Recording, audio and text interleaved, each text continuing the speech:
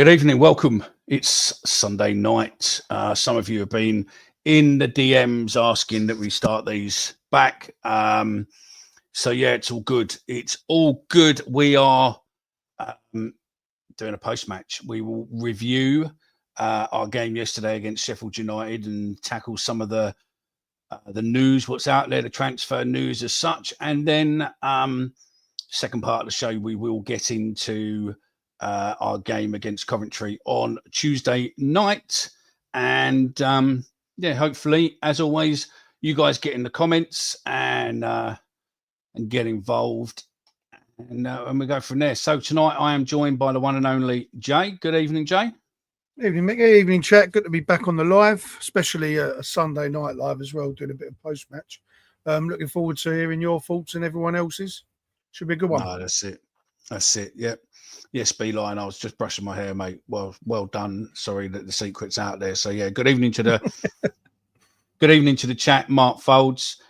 Andrew Roberts isn't, by the way, Jay, the Andy Roberts. Not the Andy Roberts. No, he'll come in later on possibly. Oh, We've got Rob. We've got Rob T. Good evening, Rob T. Dan Riggs. Good evening. Fernando. Good evening. Rob T. Again. Fernando. Beeline. Good evening. Daniel Dean Bennett, good evening. Lion Draw, good evening. Rob T, good evening. I've said that thingy. Gabrielle, good evening. Fernando, on the money there with your comments straight after that, mate. That was very, very funny and had us laughing in the green room. So yeah, we are there. Good evening, Hugo. Good evening, Chris. Andrew Cahill, good evening. Dave's. Good evening, Mark Murphy. Good evening. And look, there we go. The real Andy Roberts. That is the real Andy Roberts. We found out now that we've got Andrew Roberts and Andy Roberts. So we're just going to call Andy Roberts, even though he isn't the real Andy Roberts, but we're going to call him the real Andy Roberts. The mystery is over. He is Andy Roberts. So yeah. So then, without further ado, we're going to press the intro. And then we'll be back straight after that, kicking into our successful trip to South Yorkshire, where we beat Sheffield United 1-0. And yeah, now we go with this. Language you don't usually hear on television. Millwall in London's Dockland. No one likes it, but we don't care. We're that Millwall podcast. Loud every Friday night right here. Legends like Jimmy Abdul take a share in the kitchen too. Super Neil Harris a fucking legend too. Through the good times and in this life, we support the Lions all our life. This ain't no place for fancy feet. This is fucking Millwall through and through. Located on our very own John Ferguson way. Let them walk on, let them have their say. Millwall till we die. With that Millwall podcast, loud every Friday night right here. Yeah, I know it's not Friday, but who cares? Let's just crack on. And before we get into it, I want to just come in with this one here. Beeline. Tanganga prove it was never about moving to the Prem. It was just about the wages. Beeline, I just wanted to bring this up and we'll come back to this. And then obviously, Andrew Roberts, your comment there about Jed, don't worry, I have flagged them and we will come back to them a bit later on. But I don't think they're just as straightforward as what we're led to believe with her. I think there needs to be something because I think, especially with Jed, I think there was, he was quite upfront and said what he wanted and we didn't offer it till the last minute. And then by then he went, it's too late, I'm going. So yeah, I think it was more with the people in charge at the time than us as a club, as he showed when the passing of JB and he comes straight away back down on the next day on the train. So I don't think it's necessarily about us as the badge. I think it was more about the people running it. So yeah. So yesterday we travelled up to South Yorkshire. We played Sheffield United. We had a 4 a.m. call out where someone or something happened and the fire alarms went off, but that looked as if that still couldn't stop the mighty Lions on their way to victory and holding Sheffield United to a 1-0 win. I think personally it was a hard fought out game. I think we were lucky to hold out. Realistically, if it wasn't for having Bender in goal, I think we could probably be talking about a potential 2 or maybe 3-0 loss. But then again, on the same level, we could have had a few more chances too. So, Jay, you travelled up there yesterday, so we might as well start with you before we come into other people in the chat and whatnot. So, your thoughts of the game yesterday, being up there in person? I think you hit the nail on the head. It was hard fought. I think that that there was some extraneous circumstances that could have changed that game. And you mentioned that the 4 a.m. wake up call. Me and my boy driving up there having this chat that you get woken up at 4 a.m. is bad enough, but when you got 5 first team players out as well, it can just disrupt the whole cohesion of the squad. Coming off the back of a 3-0 loss as well, and you think. But do we not perform better when everything's stacked against us? Well, and that's what I said to my son. I said, look, these are the games that we're going to shit house a 1-0 win. This is where that happens, where the team talk kind of talks itself. Nothing much has to be said.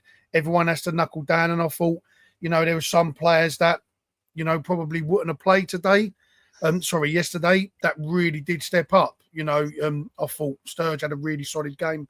I thought Kundal was excellent, really, really good. Luongo looked really fit, looked really, really good. Didn't really put a foot wrong.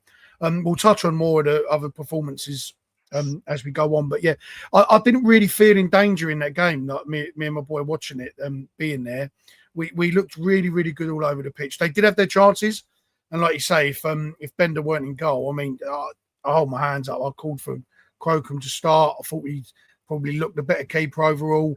But he's found his feet a little bit, and my word, I mean, that was probably one of the best goalkeeping displays I've seen from a keeper in a Wall shirt for a very long time. I've got to be honest. I think that's his man of the match. I think that's his show reel sorted. Do you know what I mean? For his career, yeah. As someone said on our group chat yesterday, I mean, I think that's definitely his show reel sorted for the rest of his career. I mean, there were some saves there, mate, what were just absolutely. Well, the second one, the one that he's tipped right. I'm sitting left of the goal, literally right behind the goal, probably 5 feet between us and the post, and I could see. I was at the angle. Yeah, I could see as soon as Hammer hit it, I went, it's in.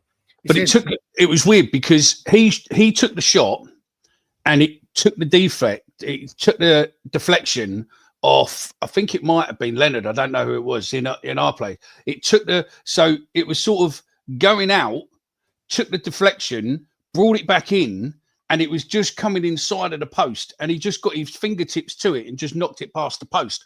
But if you watch it on the highlights and watch it back, I mean, fuck knows how he managed to catch that, because that literally just sort of it curved and then literally where he thought it was going to be, it took the deflection and suddenly altered its path, and then he still managed to get to it. So, at the end of the day, shot. This. I mean, he must have saw it late as well, because I've got the same eye line as in where I'm sitting at the post looking towards where Hammers took it, and I literally only saw the ball when it was at the point of being saved, and it was going top corner, and he didn't go with his left hand as well. He went with his outside hand, so he's got across his body so he could land better and help himself. So he's got maximum talk out of it, if you will, and he got so much of a slightest of touch, but that touch literally it was going in, and unbelievable. So he made more than the 2 saves that they showed.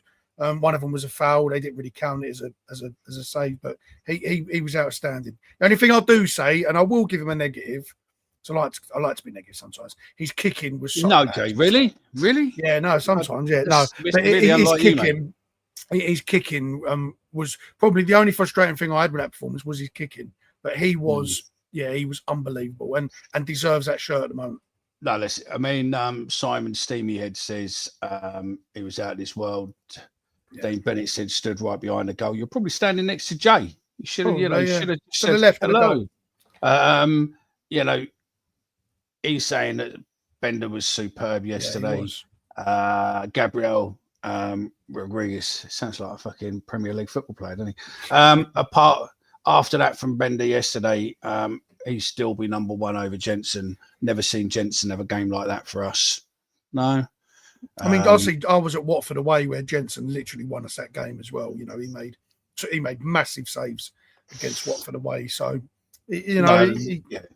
I agree with you there. I think the problem is I don't think we're going to buy him, to be honest, mate. I think he is literally in as cover for Jensen while he's off, and then once he's back, and then I think that will be him. I'm pleased for him though, Mickey, because I mean he would have heard the noise.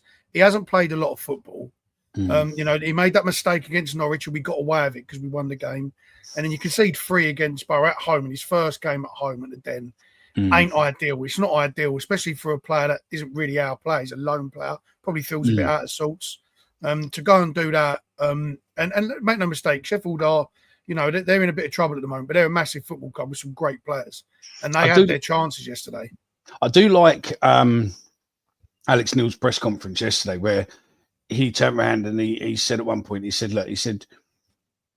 there's games where you just need your keeper. He said, you need your keeper. This was one of those games where, you know, pre-game, it was like, you know, he was a bit down from last week, and it was like, look, don't worry about it. These things happen, but we need you, right? Don't care. Don't wallow in what happened last week. We need you firing on all cylinders this week, right? End of story. Yeah, there's nowhere for any bullshit or anything else. This is what we want. And literally, he performed. And Alex Neil said, you know, realistically, we said to him we needed him, and he basically grabbed that by the horns and went for you. So yeah, so Dean was standing next to Omar. Oh, there you go. Oh, fair enough then. Yeah, I saw Omar. He was to the right of the goal. I was to the other side. So yeah, bit away. But look, you got to give credit to his back four as well, because you know it was a different back four. Crammer moved inside. Lenny played out on the right. And, you know, there's a little bit of cohesion lost there, because it would have been easy to stick Crammer out on the right and just replace Tango. But he replaced 2 positions with 2 players there, moving Crammer back inside. And I thought they didn't look out of sorts at all. You know, if that was a big question for people about can Crammer and Cooper match up together, yeah, they absolutely could, because they was blinding yesterday. I mean, we had 38.5% overall possession yesterday. Sheffield United had 61.5.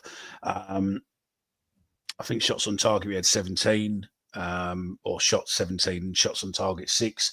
They had shots on targets of 4 and 14 shots. So I mean, realistically, it was quite a fair match game apart from possession. We had about 27 inside their, you know, passes and whatnot inside their box. So I mean, realistically, it was a close game, but I think it was just. I can't see that myself. It's saying on the BBC stats, it's saying that keeper saves, we had 2 keeper saves. I would have said we had a couple more. Do you know it probably does sound about right, because the 2 that I mentioned that they didn't show on the replay, they were given as fouls before before we made the save. The whistle went, and they don't actually count them, the saves after that. And the other saves that were made, well, we cleared 2 off the line. So they hit a couple over, so it's probably about right. The shots they had on target, though, I mean, the shot from, you know, Louis Barry, who we're all quite familiar with, who wanted at Millwall, cut inside, great effort. Bender probably saw it late, got down really quick to his right hand side. That was a fantastic save. The hammer one, and then the 2 off the line, they could have easily had 4, but like you said in the build up, Mickey, you know, Ivanovic should have buried one. Kundal had another chance. Nisbet had a chance.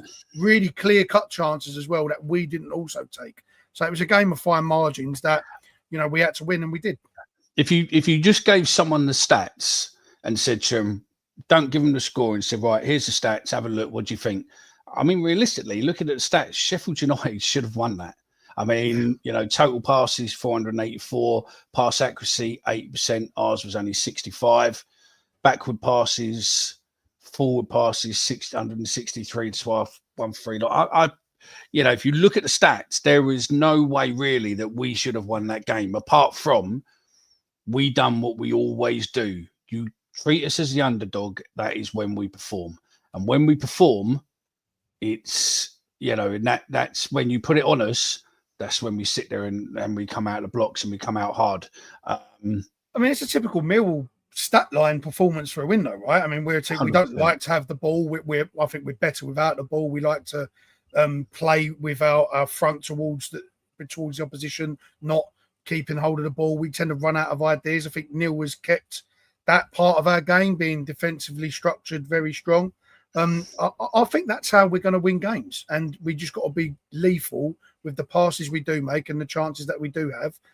And you know, if you would, the meltdown after Middlesbrough was, you know, maybe a little bit overhyped because going into the season we were so high, we did crash a little bit. But if you would have asked us, do you want 6 points out of 9 playing Norwich away, Middlesbrough at home, and Sheffield United away, if you could take 6 points away from those games, would have beat your hands off. Off. So, you know, it's good. It's good at the moment. A lot of issues at the moment. I'm sure we'll touch on, but excellent performance, and everyone deserves their crow for that. No, that's it. That's it. And I mean, Daily Millwall, I've got no idea, mate. It's nice. The ads go on once we come off live, mate, because I make sure I switch them off. So they're nothing to do with us, mate. I'm not seeing them. So, yeah, and I've just checked and make sure. So, yeah, they're not on from us, mate. So yeah. I want to hit on, we'll come to Tanganga in a minute with obviously the speculation. It's not confirmed as much as there's loads of rumours and certain people are coming out as if it's a done deal. It's not a done deal as of yet. It's very close and it's being done. But, you know, the fat lady is not singing just yet, but it's pretty much there as She's such. in the opera. She's getting ready at the moment, isn't she? I mean, you know, yesterday, the fact that he was sitting on our bench just still shows that, you know, it's not fully there. But hey-ho, it is what it is. Crammer, we spoke about him on Friday, and I sat there and I was as bold to say, I think Tango is a great player. Is he the best in the league? No. Is he the best that we've seen in a long while? Yes. But I also think that Crammer is going to be our most underrated signing in probably the last 20 years, to be honest. And yesterday showed that really. He just, you know, slightly different position, but he was fucking mustard, mate. He looked as if he weren't out of place there. Absolutely. I said it when we signed him. I covered him for the fantasy show when he was at Exeter. He is a poor man's John Stones. He can play football. He wants to play football. He wants to get on the ball. He can even play as a CDM. Can we just use the poor man and just say he's the French version of John Stones? The French version of John Stones. That makes it better, doesn't it? So yeah, John La Stones. And we put probably Tango in the bracket of, well, he's the guy that can use his feet. He can play ball. That's why he pairs well with Cooper, because he can get himself out of situations. Crammer could do that probably better than most centre halves in this league, because his unique skill set. And I've never seen someone 6'5" be able to belt up and down and have that control the way he does. It is ridiculous. And look, he was not out of place. He even at times had to cover Lenny. No fault of Lenny's own, but they had some quick wingers up there that was getting after Lenny a little bit. They did recognise that, and he was coming across, helping out Lenny, making sure he didn't get done too often. He was absolutely class, and I'm not worried at all. It's actually making me feel a little bit better about Tango leaving, because we have got Crammer there. He was always signed as a centre half, to be a centre half. We'll never know 1,000,000% if it was right, you are the Tango replacement, but he certainly is right now.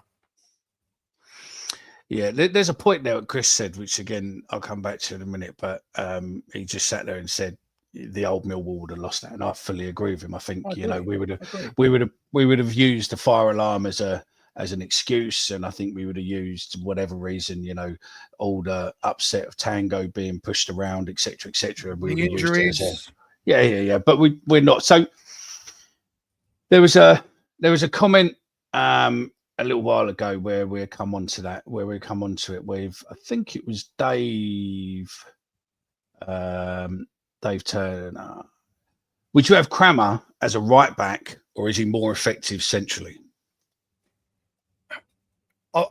Get in the comments. Just type right RB or central. See, be interesting to see what you guys think listening as well. So yeah, get your comments in there as well.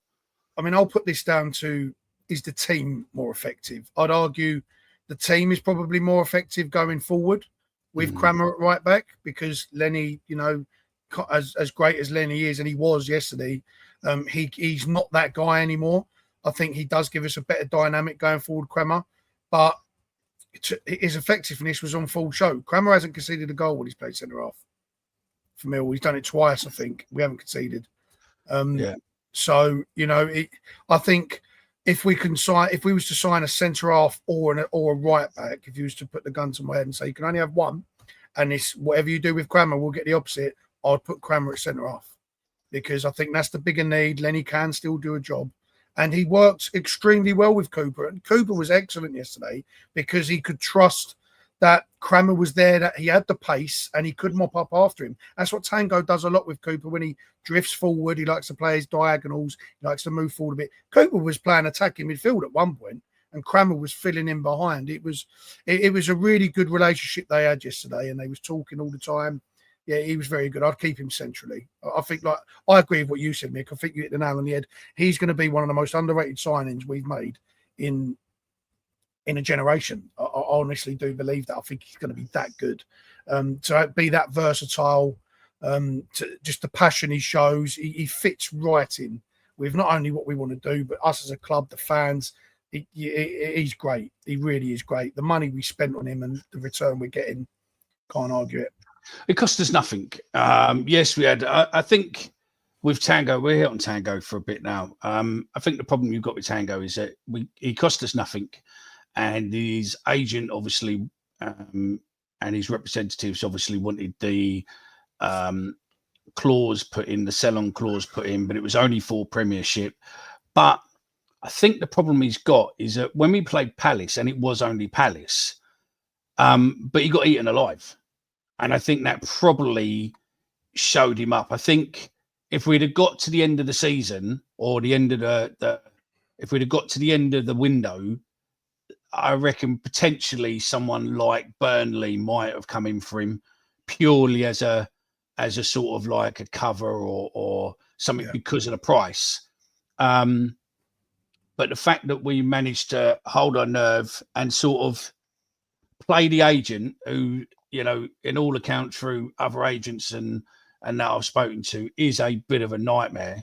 But you can sort of understand when his player was rated, 13, 14, 15 million pound a few years ago and being touted around. And all of a sudden now he's playing in Championship football and he's gone basically from a team what's suggested to be, potentially in the playoffs come the end of the season by most of the major bookies, to a team what's not really rated, with a manager who potentially, could be off really, really shortly, according to the fan base. And then all of a sudden he's now going to be going there on, big money. Financially for him, it's very, very worth it. Even if you look at, there's speculation out there that it's, 15, 20 grand. If it's double, say it's double his wages for him, if the rumour's true that it's a long-term deal, then that's his final payday, and good luck to him. Just hopefully it's not going to, it's not going to be a bad experience for him, and he ends up going down with them, because I think he's, a far greater player than a League One player. But, at the end of the day, that's the risk you take in a gamble you make. You make your bed, you lay in it. Thanks very much for the service, Tanganga. You done well when you were here.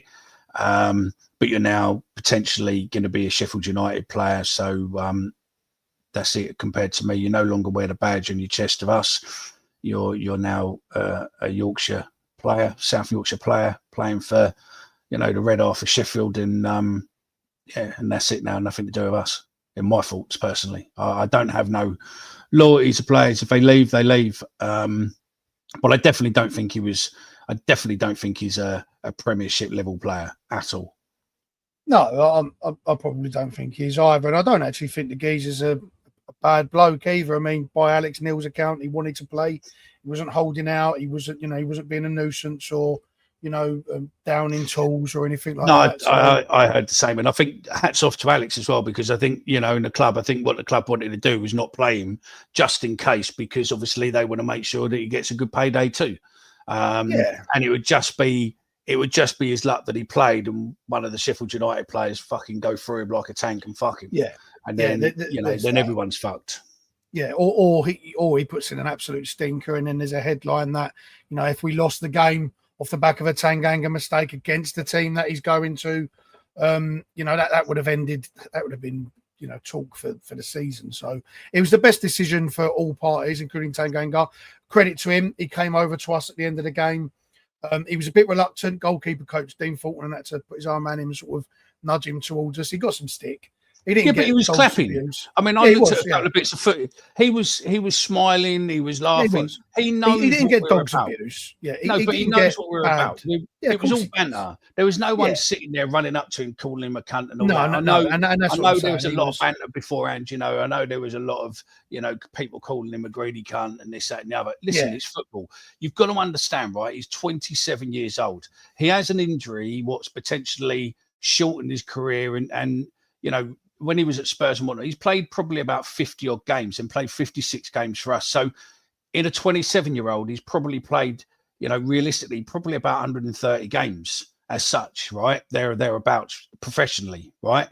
So his career hasn't gone the way it's meant to go. And to get a final payday in your last few years, I think it's good luck to you. I think, you know what? Yeah. You go do what you need to do. And look, I don't think we can slag him off for what he did for us. Without him, we would have been relegated under Harris. Without him, surely we would have been. And then the fact that he come to us, yes, he was probably on good money. Yes, he probably, he earned that money, but he still come out and played for us every game. He still put, everything in, and you can't fault him for that. But, are we going to miss him? I don't know. If the rumours are true and we're going to be replacing him with potentially Caleb Taylor, then I don't think we miss him. I really don't think. And also, that's another way of the model is we're getting in a younger player and we're looking forward to potential value and everything else. As long as he comes in and he plays well, I think it's a good replacement. Plus, I don't think it's going to cost us that much money either. So again, it's profit, invest, few quid on the players, few quid in the pot. I think the model works. Yeah, and you can get a couple of really good starters for the money that we're getting for him. You've also freed up big wages. That's going to be X amount a year that we're going to be able to use to pay these people as well. Look, as much as Tanganga helped us in the 2 years he was here, one on loan and one as a player for us on the books, we also helped him when no one would take a chance on him. We took a chance on him, and I think he does respect that. He does own that, and he didn't have to take this move, or his agent didn't have to take this move. However they've worked it, it's worked out well for us when it officially goes through. If nothing holds it up or derails it, it's a great deal all round. Thank him for his service. We move on, and that's all we can do. I want to ask you though, because you asked me your thoughts though. Now that we do have that void to fill, what do you do with Crammer then? You've asked me, what do you do? Do you move him inside and potentially look at a nice, shiny attacking right back, or do you push Crammer at right back and a new shiny centre half, all that being Caleb Taylor or someone like Alex Freeman? I think you've got to look at, and I mean, if you're looking at long term, I would say I would probably bring in a centre half and use Crammer for a right back for now, and with the potential of bringing him over. Because you've got to look at long term, and looking at long term, how many more seasons, I'm not slagging the fella off, but how many more seasons has Cooper got? He is getting older. What is he now? 30, 31, I think, 30, maybe 32. Yeah. So he is getting there. So realistically, are we looking at, bringing in a replacement? And don't forget, okay, look, we don't know where Danny is at the minute, but Danny is obviously your right back. Potentially, if you bring in a solid right back, it then sort of slams the door shut for a few other players. And I think it's probably easier to have Crammer there where you can move him centrally. And then potentially if Danny comes back and is great, you've got there, but you've got more cover with a few extras on the right back. I know a lot of people don't rate him, but Harding, you've obviously got Danny coming back. You've got Lenny. So Lenny potentially can play right back, and you've got cover with either Crammer or Harding potentially for that central position with Cooper. No, I'm not saying that Harding is the best thing since sliced bread. I'm not saying that, but he can do a job when we need it. And yeah, I mean, there's one there, what Gabrielle says. Tango won't be the best defender at Sheffield United. he'll only play regular. He only played regular for us at 27. It's a strange move for him, and he'll end up at the bench at Sheffield United. Player get away with more mistakes with us as a fan base. I fully agree. I think he won't have a place to hide. And also I'm concerned because they're buying players what necessarily haven't really played in the Champion. I mean, they've got a couple of old players. So they've got Ben Godfrey, who come from Atlanta and MSL, which is nowhere near what the Championship is. And you've got to bring him in, who hasn't been playing loads, bring him into a Championship and get used to the pace. You've got Bengi bringing in again, who hasn't really played loads, and then Tango bringing them in, whether or not they're going to go a back three or a back four. But you're suddenly bringing players in what haven't really played together. And out of them, Tango is probably the only one who's used to Championship football. It will be interesting to see how it goes, and it will be interesting to see if what happens if Salas goes and they get a new manager in, whether or not he wants to play with a back three, a back four, whatever it is, and where they get their, will they still get their time? Well, you hope that Sellers doesn't get sacked before the Tango deal was announced, because that could derail all things. I mean, Ben Godfrey's played nearly 100 games in the Premier League for Everton.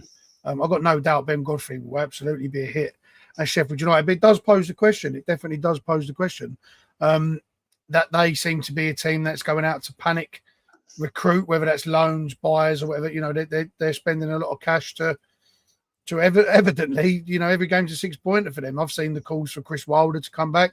If Chris Wilder was in charge yesterday, might have been a different outfit. They are a wounded animal. We've got to take that into account. We probably played Norwich at the right time. There is some mitigating circumstances, but at the end of the day, we've won 2 out of 3 games that everyone would have took. We're missing a lot of players. We're about to lose someone else to the foot of the transfer window, but we have earned a lot of money from player sales. Who we lose? Who we're losing? No, Tango to player sales. That's what I meant. Oh, okay, yeah. So we've lost 5 people at the moment to injuries.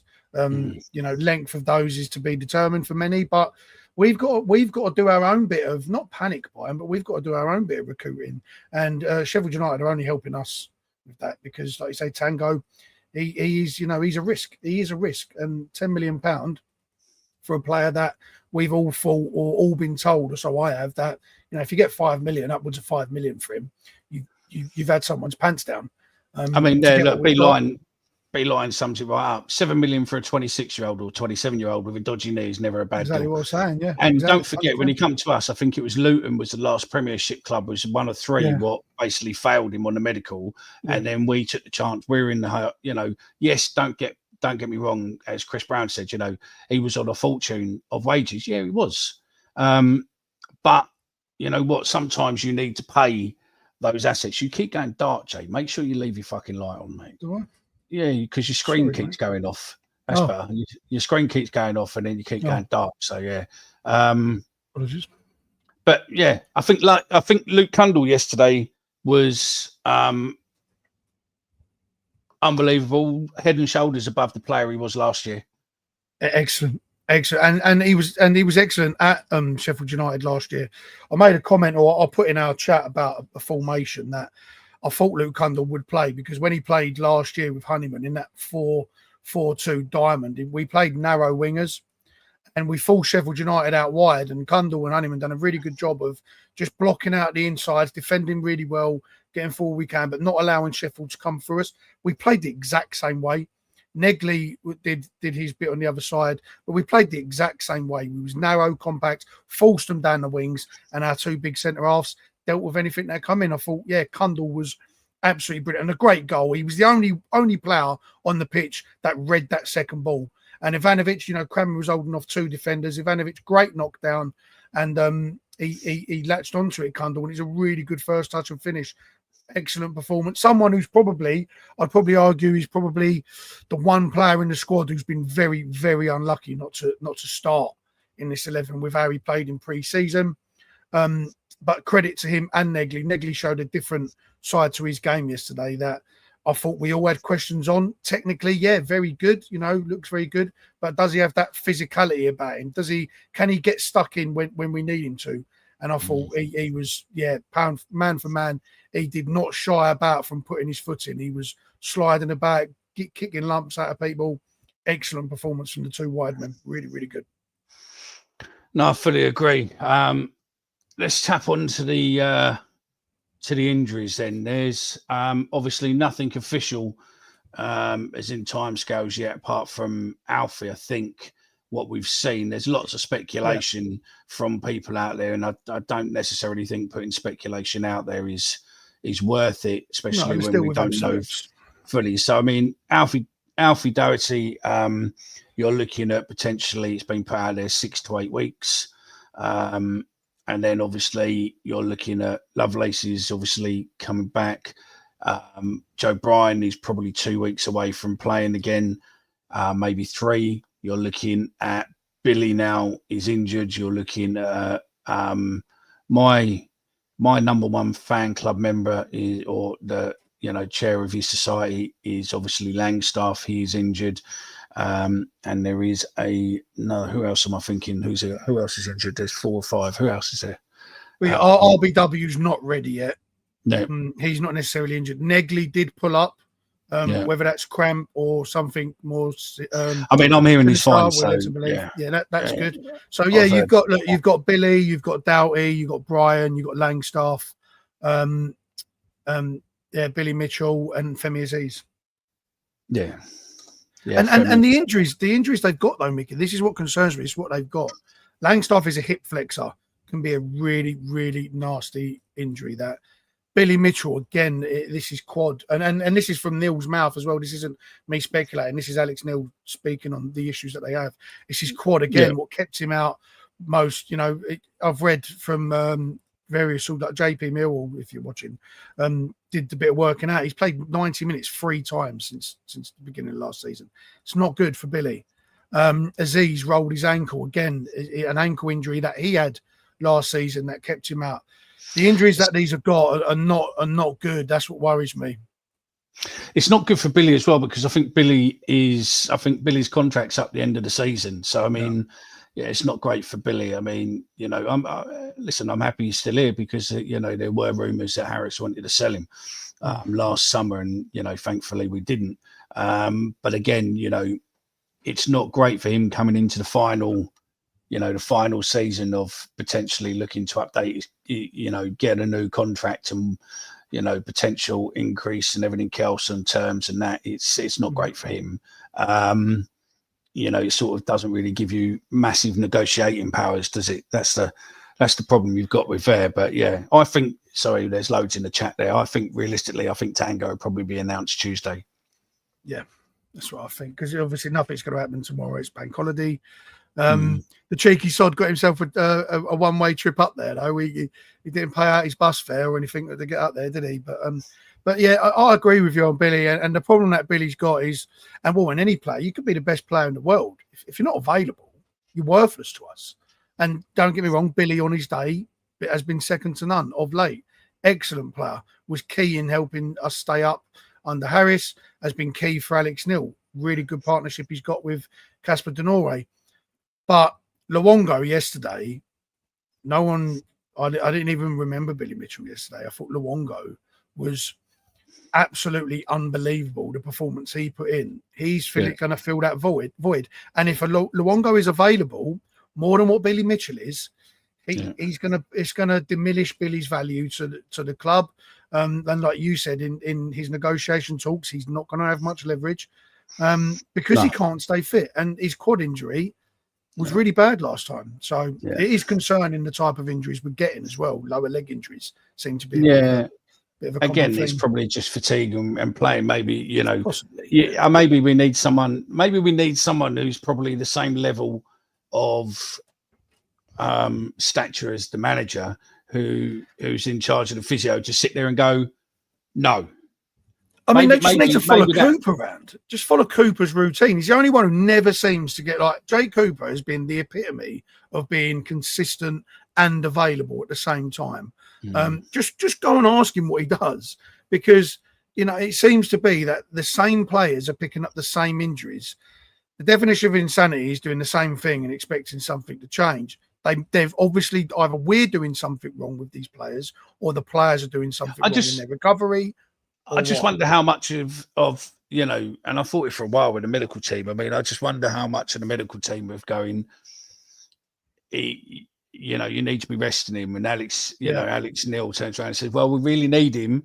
Realistically, what's the risk of playing? And they go, well, it's probably a 20% risk. And they go, all right, well, that's fine. We'll play him then. But if you need him off, we get him off. Watch his things. Well, we know Casper has the hot box, don't we? We know Casper has the hot box, and when Casper the boxes that tests all his vitals, and apparently when that gets to when it gets to a level, they come off. Yeah, the red zones they come off. So we know that does happen. Obviously, that doesn't detect for impacts or for lower leg injuries. That's more your oxygen levels and things like that are going to cause you to get other types of injuries, like muscular injuries. Yeah, so they are doing something wrong, though. I think whether that's us or the player. Yeah, to be fair, I've been contacted by someone who watches the show who's a clinical specialist in injuries, and he's interested in coming on. So I'm going to sit there and do something with him and reach back out to him and just go through injuries and healing and what they are and everything else, because I just wonder. The problem is that these players are professional athletes, and they're a lot more professional athletes than what they were probably, 5-10 years ago. So, I mean, it's all about them treating their body, putting the right stuff in, dealing with, right amount of liquids, right amount of food, the right food, etc., etc. We spent a lot as well recently, the last 6 to 12 months, on sports science and rehabilitation with the cold rooms down at Calmont Road. Now we've got a lot. I've been there a while, mate. But that's what I'm saying. We've invested a lot in this. Yeah, they've been there a while. We've invested a hell of a lot. And if the same thing is happening, something is going wrong. And I made this point, and we've made this point on the show. I made it at the end of last season that it can't keep happening, these lower leg injuries. And it's happened 3 games into the season with 5 players down. I have to say, by the way, that quads aren't lower leg, by the way. No, not. But I mean, I'm talking in general. It always seems to be an ankle or hamstring or quad. It seems to be them injuries all the time, the same injuries. So someone's doing something wrong, whether that's a player, whether it's us. It does need to be looked at. I also wonder if there's a mentality what's being put into the players about that never give up, and players just don't want to let the side down. Yeah. So, I mean, B Lion raises a good point there. He said, fuck it, let's go out and spend it all on Norton Cuffy and Cresswell. You ain't getting Charlie Cresswell. He's going Dortmund. I think Charlie Cresswell potentially is now going to be a 10 to 15 million pound player.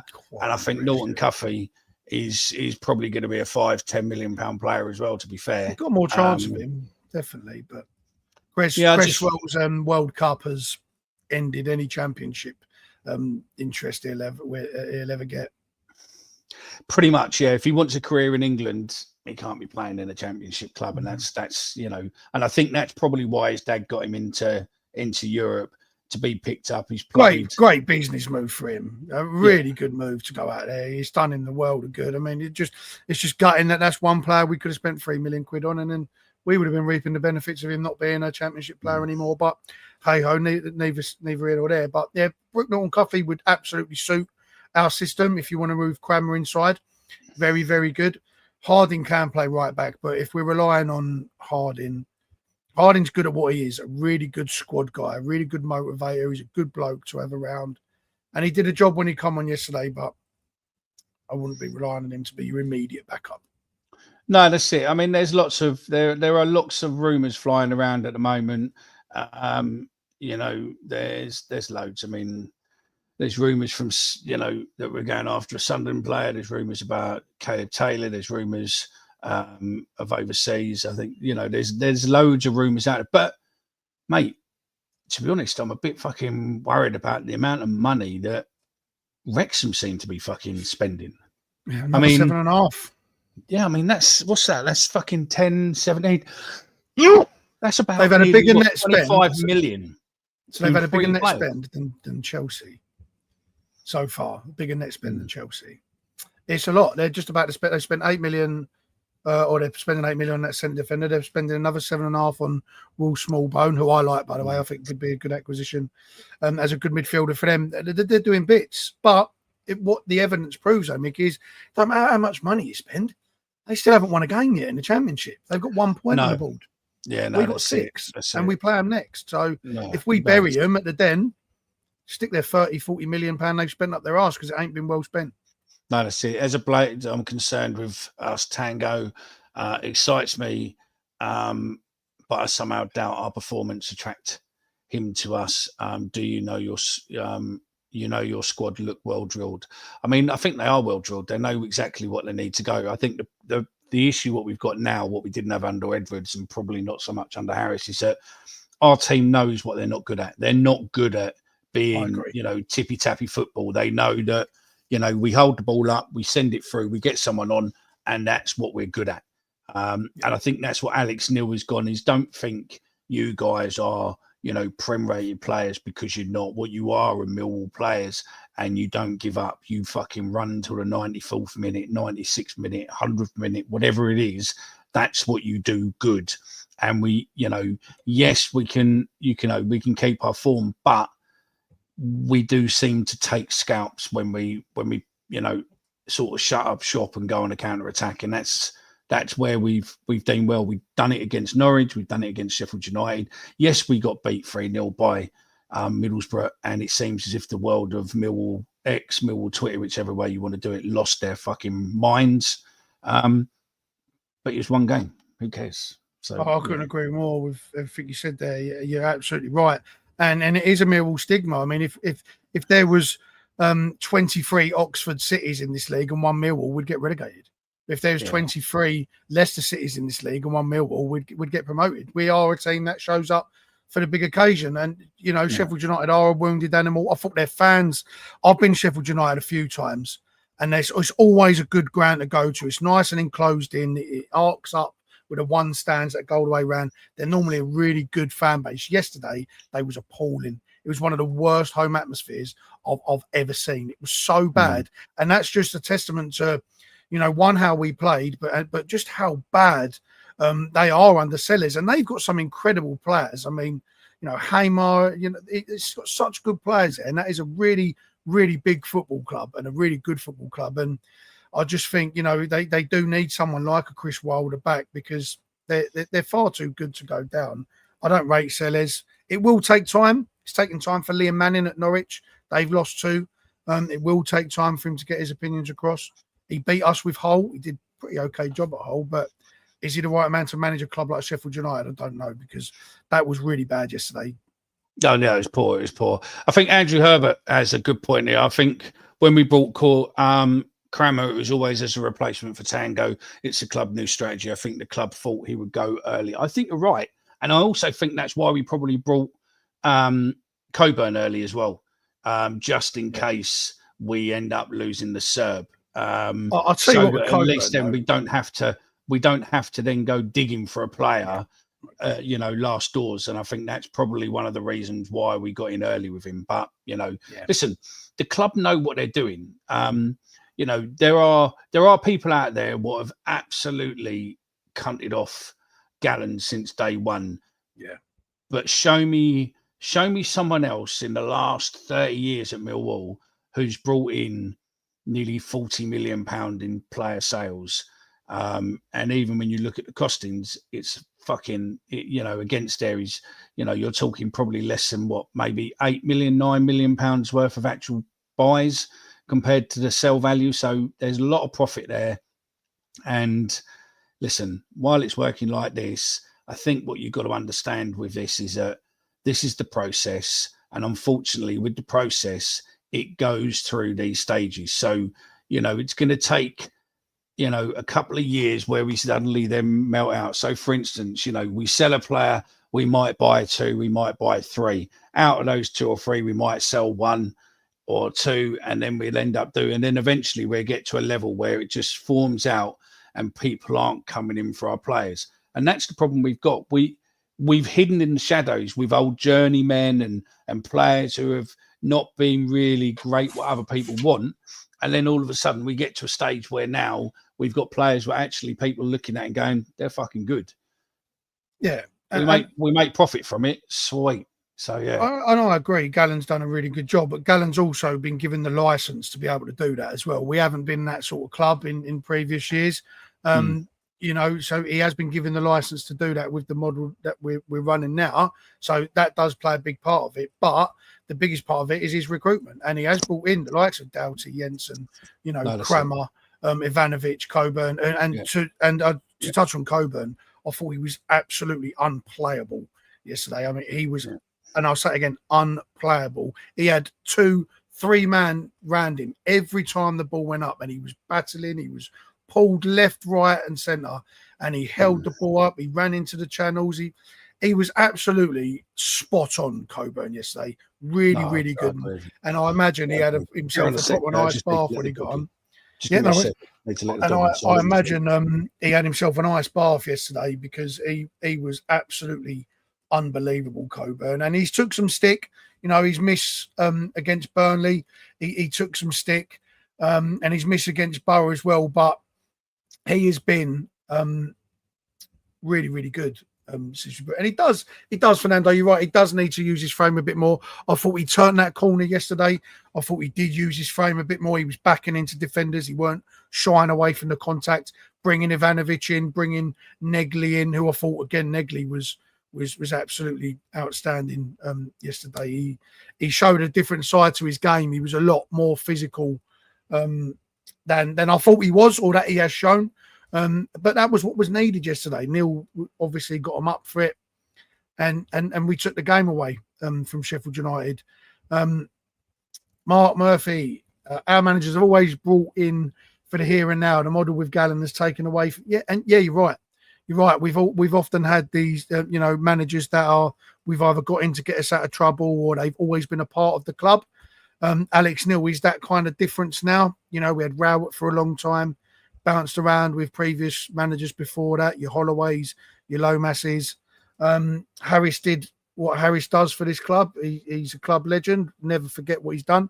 But we're in a new era now. And it just seems that the club as a general, with the triangle of truth, Gallen, Neil, JB, is well intertwined. And we should be excited for this week because we've got some needs before Tango was leaving and before the injuries. So I expect us to be pretty busy working the phones this week. And Gallen will definitely look to be earning his money yet again. Welcome back, Mickey.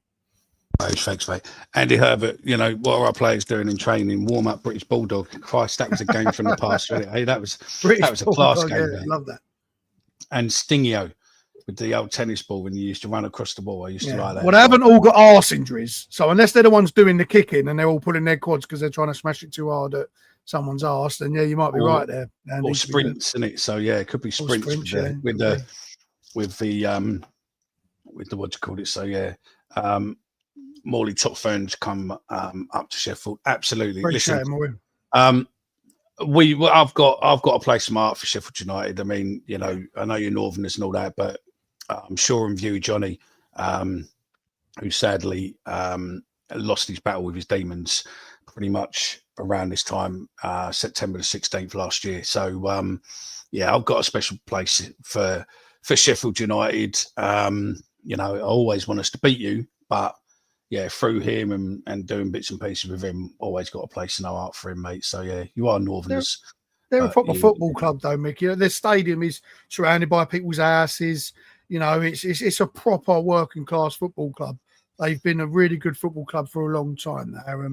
It was. I don't think that they're going to be in any danger this season. They got a few demons of their own to get rid of, but it was a good day for us. And at the end of the day, that's what we went there for. We come away with the 3 points. We move on, and we'll see them again at the Den. And no doubt they'll be different when they come to the Den. No, I totally agree. There's a few of you talking. There's nothing confirmed on disease, but potentially it does look that way. But again, we'll wait on there. Joe Bryan is about. Say actually, he's going to see a specialist. His ankle. Yeah. Joe Bryan is 3 coffees away from being ready, 100%. Chaz Lynd, Billy Mitchell, McManaman. I suppose realistically, we are about nearly an hour in. So Yeah, no, he hasn't. He's injured. Don't worry. I've got my picture with him. I haven't put it up on here yet. But I've got my picture. So yeah, I'm all good. I'm all good. I'm all good. Yeah, there's no concrete timeline. Let's just get through some of these comments before we go on. Thank you very much for all you tuning in. Half of you still haven't pressed the like button. So, yeah, and if there's any of you who have not subscribed, please press subscribe. It means nothing to you, but it just means everything to YouTube. And it just means that if we look after YouTube, YouTube then looks after us by putting us in more people's faces. So, yeah, make sure you do press the thingy. So, yeah. How often do they train in a week? Are they being pushed too hard? I think they only train maybe 2 or 3 times. I think they train maybe... If they play on Saturday, I think they train either Monday, Wednesday, Friday, and then depending if they've got a midweek game. But don't forget, last week we had 2 games in a week, and this week we've got 2 games in or 3 Well, Dean games. Fulton posted a picture on his Twitter today back at Calmont Road. So they may have well have been down there doing a warm down or maybe a bit of a debrief, maybe, a bit of a light session to loosen the muscles. So, yeah, it is a quick turnaround, and I guess we'll touch on that in a minute. But, yeah, it does pose the question, though. And I imagine, Neil did make a big point the end of last season saying how injuries probably derailed our playoff push, which you probably did. You lost Jensen, you lost Aziz for a while. Probably did, and he didn't want that to happen again, which is why they went out, recruited in these areas. Sadly, it's happened again this early. So we'll see what they do. Yeah, I totally agree with you there. There's some of you saying that could be why we're looking at Alan Brown. Could be. Alan Brown's got a lot about his game that will fit in here. He's played for Neil. He's a leader. He's been a captain for Neil. He's got a wealth of experience in the Championship. There's a lot of teams looking at him as well. Preston fans want him back. He's 30 years old. He's a player that we kind of need, someone who can carry the ball, we can get forward. I've seen a lot of people want Lewis Travis. I'd love Lewis Travis as a replacement for someone like Billy Mitchell, perhaps, but he's another central defensive midfielder. It's not someone that we need right now.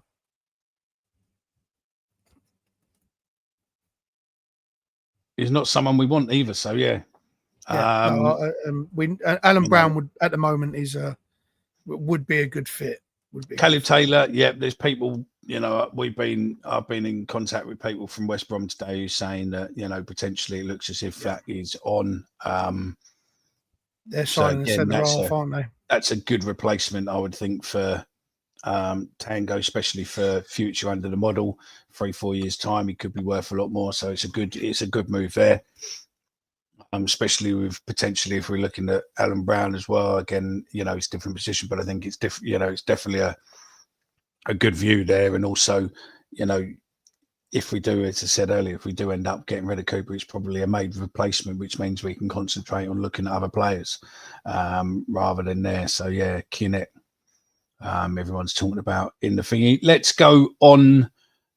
Get through these comments because there is fucking loads of them. Did I have a sports massage? No. Get them likes in, guys. Yeah, the likes aren't there, mate. 45 likes and there's well over 100 of you watching. So come on, it don't cost anything to do. So yeah, Mark McGuinness, centre back at Luton, might be worth a shout. Yeah, Andy Gilchrist.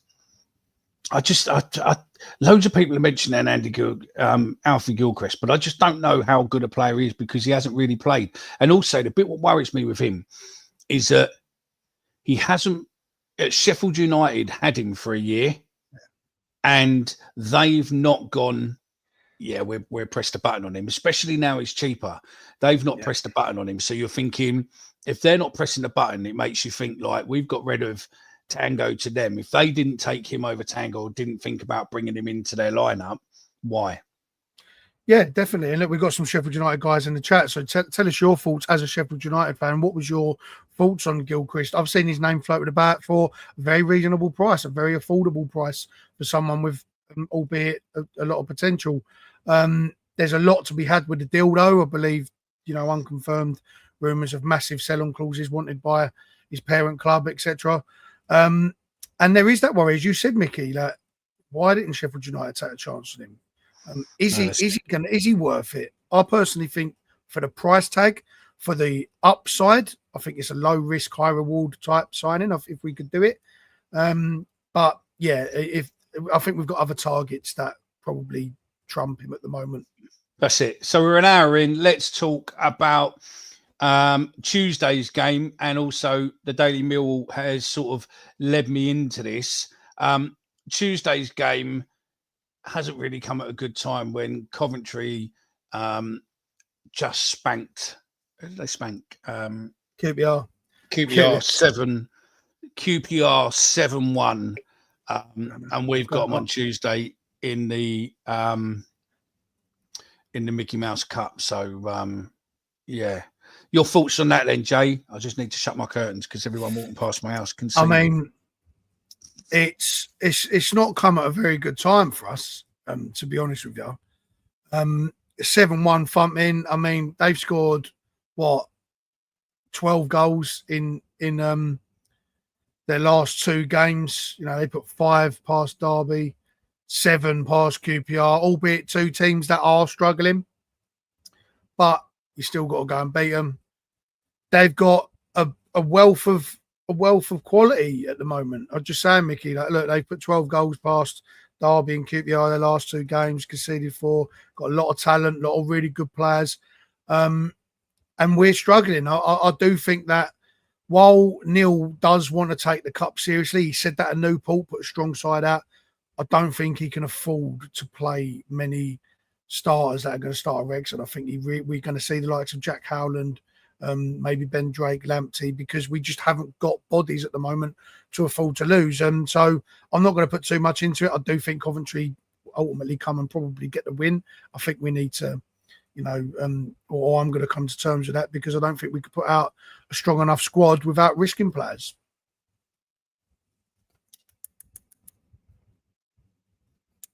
Tuesday, we can't afford first team injuries. Agreed. Yeah, that's exactly what I'm saying. 100%. Zamba But we have got some players who we can see. We've got some youth. I mean, I would sit there and think, I reckon, I mean, I think we're in a predicament now, is in before Saturday's game, with the way that Bender played, I would have said that Max would have been in goal on Tuesday, but now I don't know. I worry that if he does play, and I get your point, absolutely get your point, but I don't think he's going to have Crammer and Cooper in front of him on Tuesday night. And I think Coventry are going to probably try and keep the high going and get after us a little bit. And I worry that if we do get 2-3 put past him, you know, he's earned his rest. Give Max a shot. And we'll go through our team selection in a bit, but yeah, I just think this is one we could have probably done without. Is probably the best way to look at it. We got bigger fish to fry, and we got a lot going on this week. It's an inconvenience, this game, one that Anil will try and take seriously, but we can't risk injuries anymore. Yeah, no, I totally agree with you on there. So we're coming into a team like Coventry who is absolutely riding. I mean, I think Glenn is in the chat, to be fair. And I mean, Glenn, if you're about, you want to come on, let me know. I think we're coming into Coventry's flying on a level. They've just finally sorted out their own stadium, so they now own their stadium again. So, what was it? I will always know it is Rico Arena. It's not. The Rico. Not now, but I know it's there with a casino down the side. So, yeah, you're looking at it and you're going, right, good luck to them. They've now finally brought their stadium. They've now got it back off Thingy Ashley, wasn't it? Mike Ashley. I think he was owning it, wasn't he? So they've now got it back. Everything now goes to them, which is great. And hopefully a club like them shouldn't be in financial trouble, what they were in, and ground sharing and everything else. So good luck to them. But they are flying on that level of where they're now sort of going up, and especially with scoring the amount of goals they've scored so far this season. We need to beat them, really, just to take away that fucking bragging power from Edwards and co. Yeah, it would be nice. It definitely would be nice, and no doubt, look, we'll give them a game. We're not going to lie down, that's for sure. I just want to be a bit cautious with our team selection. You're going to see 1 or 2 people that started against Sheffield United, and that will start on Saturday against Wrexham. But that's only because they're going to have to play. But we can still put out a solid squad and go after them, that's for sure. And no doubt that Alex Neil, whoever lines up, he'll have them ready to go. But I just feel it's it's an inconvenience at this point. I think the Carabao Cup in general, how it's played, like the first week of the season. I just think teams don't need that. You need that one game a week for a few weeks. Let players, that are coming back from injuries, and let yourself get proper match fit into the season. Then introduce the cup, but they introduce it so early where it's Tuesday, Saturday. I know they do. Yeah, I know they do. They have to because of other things, and also it just shows really that the cup isn't really rated. There's no real benefits to any of the clubs being in it. There's no real prize money. There's no real benefit. It is a pain in the arse, and how long it continues, I don't know. I think at some point, we were seeing that it was filled in Premiership under 21 teams and whatnot. So, I get that. It is just, an inconvenience, and they want to add more off-season tournaments now. And before long, there won't be no off-season. It'll be football 24/7. No one will ever get a rest, and small clubs with small budgets and small squads will struggle. And we are feeling that this is one of those weeks where we're going to be falling victim to that, because we are struggling from a small squad or a depleted squad. It's just one we could do without, but no doubt we'll still get after it. No, that's it. So on there then, Jay, what is your score prediction for Tuesday's game? Those of you in the comments, get involved. Give us your team, who you think will play on Tuesday, and also give us your score rating as well, please. Okay, well, I'll go through my team first. Shall I go for my 11? Yeah, go on then. All right, so I'm going to go with Crocombe in goal. I'll have Harding right back, Grant and Cooper centre halves. Sturge will play left back. Sturge needs to play more games. He needs to get up to speed. I'll probably play Lamptey and CDN in the middle. Jack Howland one side, and Marku the other, and then stick Nisbet up front with Cundall probably, or Dan Kelly just sitting behind them, or replace CDN with Kelly and stick Cundall in the 10. I think we won't go two up top. I don't think we can. Score prediction. I think I'm going to say it has to be done on a night now, doesn't it? So it goes straight to penalties, doesn't it? I think I'm going to say we win on penalties.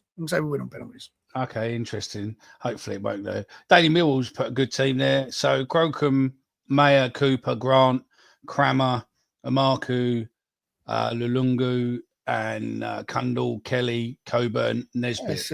That's quite a strong lineup, to be fair, mate. Yeah, I don't want Coburn to play. He took a beating. The geezer, and he was good. He deserves. He earned a night off. And the problem is, same as you, 1-0, 1-1 going to penalties. Yeah, I think so. The problem is if Coburn does go down, and Alex Neil wants to play a 4-4-2, he can't. He hasn't got anyone else. He'll have to be Nisbet and Ivanovic, and then that's it. There is no other striker. So I do think he'll be smart with it. I do think he's got the option with the players that we now have to be able to rest players. He's got the option to play 5-man midfield, and I just think he'll do that. Yeah, I like the team. I do like the team. I think Nisbet does need a shout, though. Nisbet does need a run out. Yeah. Chris is saying 3-1 to Coventry. Peter Sullivan says 1-1 win, nick it on penalties. Mitch says 2-0 to the Lions. Gabrielle says 3-0 to us. Mark Murphy says I'll pretty much go with Daily Millwall's team. I'm not expecting much, probably a 3-1 loss. Fernando says 1-0 to Millwall. Kevin Nesbitt to get the goal. Go on. Sounds a perfect 11. To me, 3-1 to... sounds a perfect 11. 3-0 Coventry. That's it. So, yeah. What about you then, Mickey? We'll keep going. Hang on. Let me just see if there's any more. We have got Matthews there. AJ coming in. Danny Chappell, 2-0 Millwall. Connor, 0-0. Millwall win on penalties. Yes, Andy Roberts says 3-0. And the other, Andrew Roberts, says a win on Tuesday will boost the confidence for the first 11 against Wrexham at the weekend. Obviously, we will see what we do there coming onto Wrexham. We will obviously be doing Wrexham on Friday. So, yeah. What you got then for your 11 and prediction? I'll fucking ask me for my 11, mate. I'll go with what Millwall like, what Daily Millwall pretty much. I think that's pretty much seems like a good enough team, and going for it, I think I'm going to go for a 2-1 victory to Millwall. Yeah, fair. Yeah, they're coming to our place. You know, we definitely can do it. I don't think for a second that Frank Lampard's going to throw, you know, his best 11 out there. He's going to make some changes as well, probably for the same reason. They want to keep their good league form going. You can only do that if people are fit. They're pretty blessed with their squad at the moment, so he's going to have the ability to make changes, which he will. Could catch him off guard. No, that's it. No, I think it is. Nesbitt will hopefully be going off to Aberdeen. We can only hope and pray, mate. We can only hope and pray. Can't. We won't be going anywhere if Langstaff is out for a while, that's for sure. Yeah, maybe. But again, you know, if you get an offer for him this window, you best take it because you might not get it next window. And also, there is it's there. But again, you know, is an expensive player for us. He's, again, you know, we do seem to like, or in the past, like buying players what have got proven injuries and whatnot. So, yeah. But Kevin Nisbet also wasn't brought under this regime. You know, it's... No, totally. So let's go through. Would he have been bought if it was Gallen? Probably not, to be fair, because of the 2 fucking knee injuries and everything else. But hey, we'll do it. So let's get through some of these ones we've starred. Tango proven it was never about moving to the Premier. It was just about the wages. Yeah, I think it was about him being better off for him. So yeah, I think that's true enough. Probably better off if we compare the Middlesbrough and Sheffield game, it was just about getting the first goal. 100% agree with that. And I think if we would have done the same to Middlesbrough if we'd have got the first goal there. I'm glad Tango went United, or around 8 million. Thankfully, he didn't go to a Prem side where we would have got only about 1.5. Totally agree. Chris Brown, apologies to Bender. I want Cochran in, but how wrong Me too, Chris. Me too. You weren't the only one. Fernando says moving Tango on is the best option for the club, although he is a very good player. The club should absolutely be cashing in when he could leave for 1.2 or 3 next summer. Absolutely agree. I think it's more Tango's agent than the players. I absolutely agree with you. I think his agent is an absolute nightmare. But, you know, that is allegedly he's not my agent. And would I have him as my agent? Probably not. Dave Turner, we done that one. Rob T says we were missing a lot of players. Had the Tango transfer hanging over our heads just off a 3-0 defeat, but we dug it out 100%. Gabriel, just depends on the market. If a decent centre-back or right-back is available, I think potentially we're probably looking at Europe. That's what I reckon, realistically, because we seem to have a good scout network out there now. I think we need at least 5 or 6 new bods through the door before next week's deadline, but I think we'll get 1 or 2 on paper. We have a big squad now without quality game changers. I think some of our youth are not bad. I think they just need to go. The old Millwall would have lost that 100%. And Mitchell, that's actually 4 first-team players out. I think there's 5 first-team players out in a minute, to be fair. So, yeah. You're talking 4 starters, and Langstaff is obviously a backup. So, yeah. Yeah, there you go. There. So, yeah. Aziz, Langstaff, Bangor Williams, Doughty, I'm saying there's 3 there, first team. Bender was the game changer and great goal by Kundal. Great assist as well by the Serb. So, you know, he could have quite happily gone to try and take it on himself, but he didn't. He just passed and that was it. Possession stats are fine. When I was young, my mate's possession stats were fantastic. But when it was his ball and he took it home with me, but when it was his ball and he took it home, exactly what at the end of the day, 100%. I get what you're saying there as well. So yeah, that one from Gabriel. Cooper was solid yesterday. People are quick to give him shit, and you know what? Not Credit to say to him, when he's done well. On that, I think he picked out Alan Dunn yesterday into the top 5 all time. I think someone, if before we end the show, someone just check if Cooper is now top 5 all time or 6 or whatever it is, because I'm sure he picked Alan Dunn with his performance, with his appearance yesterday. So yeah, credit to him. We do try and hold the ball a bit better now than under Harris, but we're still better. We're still best on the counter attack. DNA. I feel Negley and Cundle were crucial to Alex's setup. I think you're probably right there, to be fair. I don't think we lose much with Cundle in the team. No. Might have seen Sheffield and thought, no thanks, it's awful up here. Yeah. there is a video, there is a picture going around with him holding the sign saying, Millwall, please come and get me.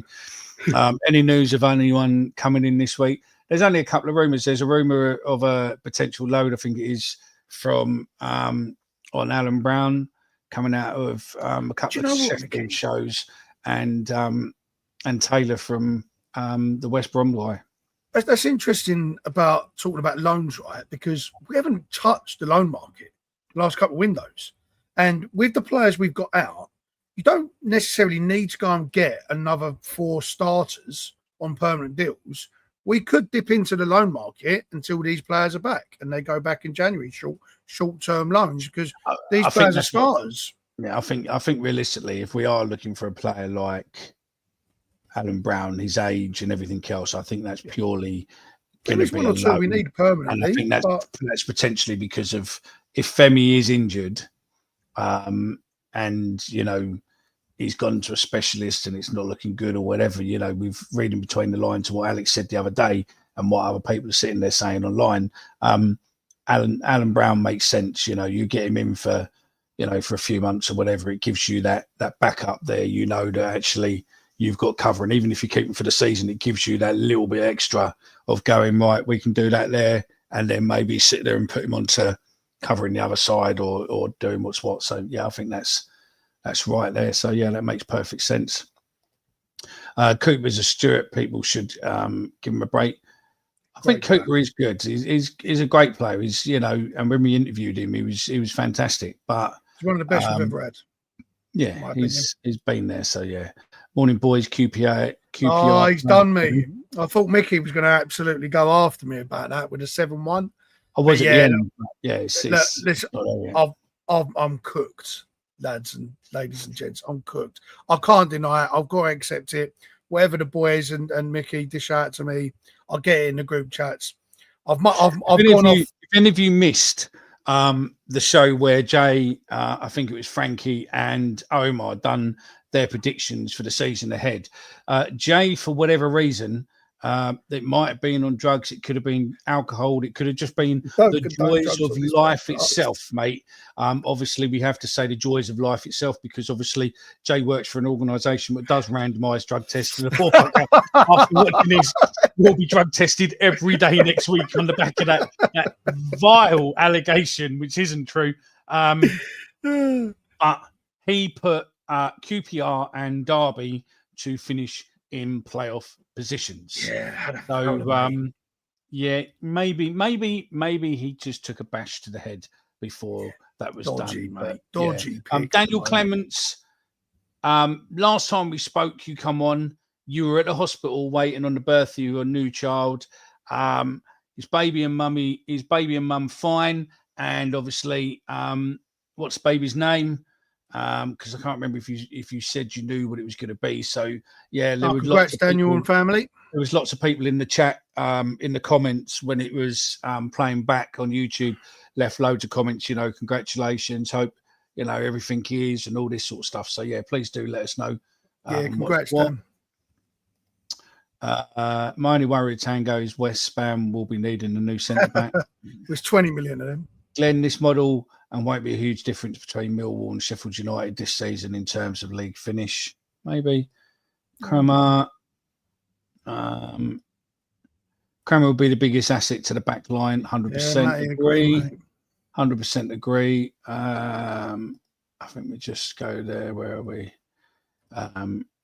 All his previous moves have been a disaster for him. I think he needs to London for someone who's 27 to only just get consistency is odd. He's 27 with the stats of a 22-year-old. Yeah, that's a good point.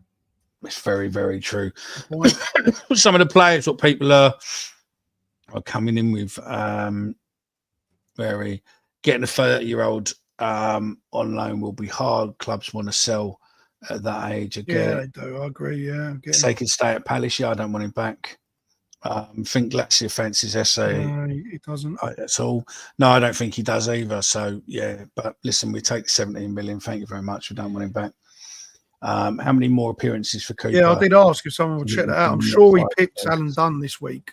We'll check it in a second. Sinclair Armstrong would be a good addition. He's available for 1.5 million. Yeah, he played well with Bristol though. The other night, he come on and he put himself about. Really big physical forward. I liked him. I think he was at QPR before. I liked him at QPR. I thought he was a good signing for them. If he's available and we do need another centre forward, yeah, why not? He could play out wide, play inside. Would be an addition if he's actually, and he's young. Yeah, that's it, isn't it? So yeah. Beeline, you went there. You went there. I mean, it was dodgy, mate. It was a dodgy pick. I'll be honest with you. It was a dodgy. I went out on a limb. I thought, all right, I'm going to get some brownie points for this one. A great selection. I've fallen on my arse, mate. It was a dodgy pick. I accept that now. Accept that. Let me have it. I think that's brilliant. But he went there. He went there. Beeline. Oh, it's thinking in League One. Yeah, that's right, Gabe. Yeah, I was saying they're going to finish in the playoffs in League One. No, dodgy pick, mate. Dodgy pick. Probably sold myself. I put Coventry to win the league. Yeah, well, hopefully why not? The way they're going at the moment, I mean, no, they're going on fire, mate. So yeah, I mean, I agree with Dave Turner there, mate. I think realistically, Grant could step up to the plate. Yeah. So he's looked good. He's looked good in the game in the pre-season. Cooper is joint 6th with appearances. We've done. Cooper joint 6th for appearances. We've done 387 appearances each. 27 more games will get him into 5th place. So he's going to end the season top 5 all time. I mean, that's ridiculous. That's ridiculous. He's one of the greatest defenders his club's ever had, and he deserves more respect. 100%, and that is absolutely fucking correct. I mean, he's buzzing. I don't need to say Tanganga anymore ever. Just again. Us going from Tanganga to Caleb Taylor. Mickey's loving it. He's going to be. He's buzzing there.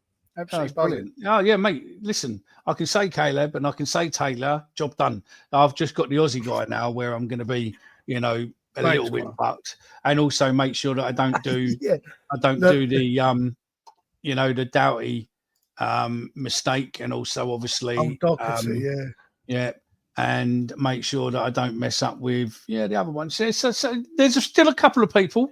So yeah, we're coming on to the right side where they can just roll off the tongue now, aren't we? We're getting there. We're almost there.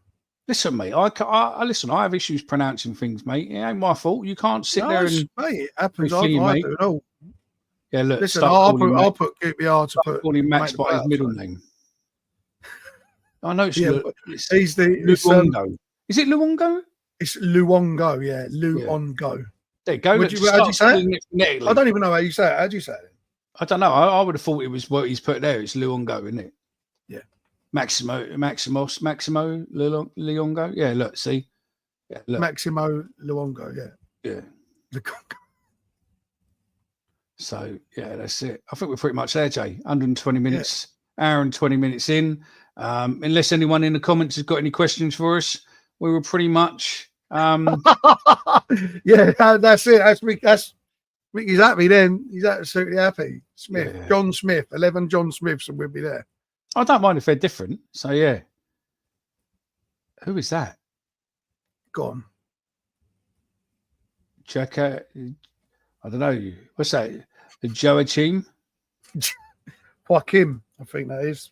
Joaquim. Who? Joaquim. Joaquim. Joaquim. I think so. Just confirm that, Peter. Joaquim.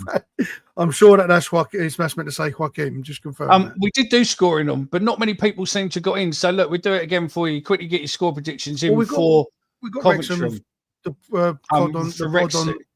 No, we're doing. Sorry, Wrexham. Sorry, Wrexham will be on Friday. Friday night we do this.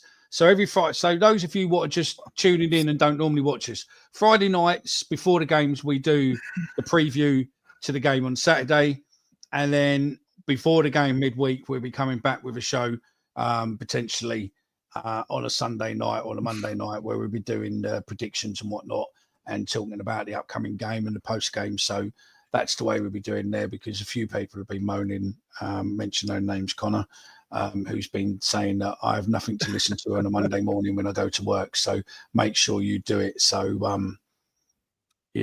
it's one of those. Oh, so Joachim is Max Crocom's middle name. Who? That's what Peter's saying. So Joachim is Max Crocom's middle name. Oh, okay. Rumble Stiltskin. I can say that name. Rumble Stiltskin at left back. So, all right, here's one for you. Just before we go, only because I think it'll be fucking hilarious, right? Just pick your all-time 11, right? Just do an all-time 11 of names where you think I would not be able to say. Go on. So get some in there, guys, and we'll whack them off the bat. It might be some I fucking don't know how to say. Mike Hunter. Wrexham 2, Millwall 3. You can do that, but you need to do it again on Friday. So join us on Friday for that. So now people God fucking hell, Daily that's Mills. ET. Daily Mills come from the top fucking rope, mate. He's not built up for this one. He's gone right to the top and gone fucking have that and jumped off. So we've got right now with the fan leaderboard, we've got Andrew Roberts top, Andy Herbert is second, and David Turner is third, Beeline fourth, Connor Punk is fifth. Fucking David. See, most of those I'm all right with. That's the beat. What's that's this one then? Siobhan, isn't it? That's Siobhan. That's Siobhan, isn't it? No, that's Siobhan. Yeah. It's Irish. That's Siobhan. Siobhan, yeah. Siobhan. Siobhan. It's the B's are V in the Irish. It's Siobhan. ET full name. Say that Etienne, one. In the Etienne Vervi. What would you say it is? Etienne Vervier, I'd say. Yeah, so there you go. That's Stefan Meinhofer, isn't it? Stefan Meyerhofer. Yeah. Donnarumma. Yeah, Donnarumma. Yeah. And that's Vlog Slammer. Yeah, Vogelshammer. Yeah, or Vogelslammer, yeah. The two Russians. Oh, get away. I'm not doing that. No, I've got no idea in there. All I know is that Dan Riggs is a cunt. Everyone on the same That's Neuer. Gouret. Yeah, Gouret. Yeah, Woody Gouret. I'm always fourth. Drew Peacock. Nice. That's Neem, isn't it? Neve. I think that's Neve. Correct me if I'm Daily Mill. I'm sure that's Neve because that's one name. I think. Why the fuck has it got an MH in it? I'm sure that's Neve though. Oh, wow. Yeah. Connor's gone there. Look. Bazuna. Tandanga. Papalopoulos. Fucking! I've got no Yamel. So it'll be Lamin Yamel. Ralph Minge. Ralph Minge. Oh, fuck. Bavavoom, yeah, mate, good. Some of these are fucking free, mate. Don't anyone put the Welsh ones in. What else have we got? I can't remember some. Yeah, that was funny. Well, I thought it was more of a when we play. I can't think when we played Newport. Yes, Andy. Yes. Right, the fella sounded as if he was like putting on an African accent. It was like constantly going, "I'm uncle," and it was like every time he said it, he was going. It was like doing, Langstaff running down the left, Langstaff to Cundall to Amaku. And you're like, it was, Emaku. It's like, it's fucking Irish. What are you doing? You know what I mean? Leave it alone. So, yeah. He was, Ford, mate, that fella there had the biggest throw. Andrew, Adrian Siriu. He had an unbelievable He was great. Mate, you can go on that one. Wojciech Szczesny. And that one? Chuck Woolmaker. He was Aston Villa player, I think, which went to Chelsea. He's just been sold again, I think. Yeah, Chuck Woolmaker. Mayor. I don't know that one. That's one I don't know. I've got no idea, mate. Camel Toe, Stefan yeah. Stefan Kuntz, yeah. Tammy something. Mike Oxlong. Mike Oxlong. That's what we should do. That's what I mean. I used to love The Simpsons. Remember The Simpsons when he used to sit there and come out with all the things with Mo? Yeah. That's it. Yeah, he's in the bar, isn't it? Go on, what's that one? Listen to QPR commentators calling Emaku. Yeah, they do. Emaku. Yeah, I don't know why. Caesar Aspera LT Aspera UT. Cesar Aspilicueta. Who's that? That's Unit. Aki Fenwell, isn't it? Yeah. Adebayo Akin Fenwell. On the end, then on that one, I've got no idea on that one, mate. Yevhen Konoplyanka. Yeah, Yevhen Konoplyanka. Right, we're doing comments. Right. Moira. So to go, it's more. Oh, Mora. It's like Moira. the way he's written it. It's like Mora that he spelt. It's basically. It's spelled Myri, but it's actually Mora. Yeah. Moira. So, yeah. Onidimma. Yeah, Onidimma. Yeah. So yeah, that's it. We're done. We're done for another week. If you do like this, make sure you do press like. Make sure you do subscribe if you haven't already, because that does us a world of favors with YouTube algorithm. And if it is your first time here, check through a lot of the other videos we've got. We're back every Friday night, and we do a couple of videos in midweek. Thank you very much for watching. Thank you very much for getting involved and taking time out of your Sunday night away from your family, which could be peace and quiet, or it could be that you're now in a whole heap of shit because we've gone on for the best part of an hour and a half. Either way, thank you very much. Daniel, you haven't come on and told us about your baby, but please do let us know. I know you are in New Zealand. Maybe get in touch, mate, and maybe we will go in the club shop and buy you a baby What grow. is that? That can't be real, can it? What is that? If that's right, tell me. If man fucking I'm fucking now. If man just saw if man I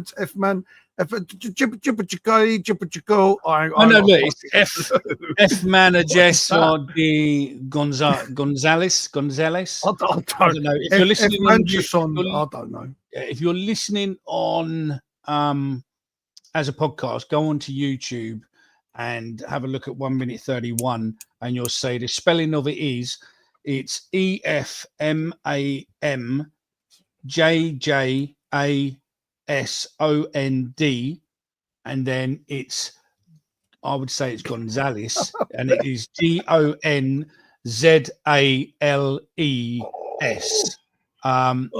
B-Lion's done me tonight, mate. He's done me. They just called him Jason. Who was it that we had Dave, didn't we? That's what Chelsea called that Cesar Aspilicueta. They all fucking hated Saturday, so they called him Dave. That makes sense. Chelsea. Andy Roberts. I know we're on 3 point. We're on, about 3,900 and something odd now, so we're very close to the 4,000 mark. And anyone in there watching could help get us over. We are done for another week. Jay, anything you want to say, mate? No, look, just everybody, look, thanks again for joining us. Appreciate this was a bit of a, we just threw it out there, but we wanted to get back to doing it. Enjoy your bank holiday Monday, whatever it is you plan to do, and we'll look for a busy week. And Friday, we should have a lot to talk about. I reckon we will. I reckon there'll be half a dozen players coming in, mate. And, I remember if you want the truth and nothing but the truth without your bullshit, then join us Friday nights from 8 p.m, where you can say what you want and we will say what we want. And whether or not we agree or disagree, we are just a Millwall show made by Millwall fans for Millwall fans. Thank you very much. Be safe. Let's go. Oh, giddy up and get away. Oh, we're going Millwall, and we're going today. Here we go. Rocking all over the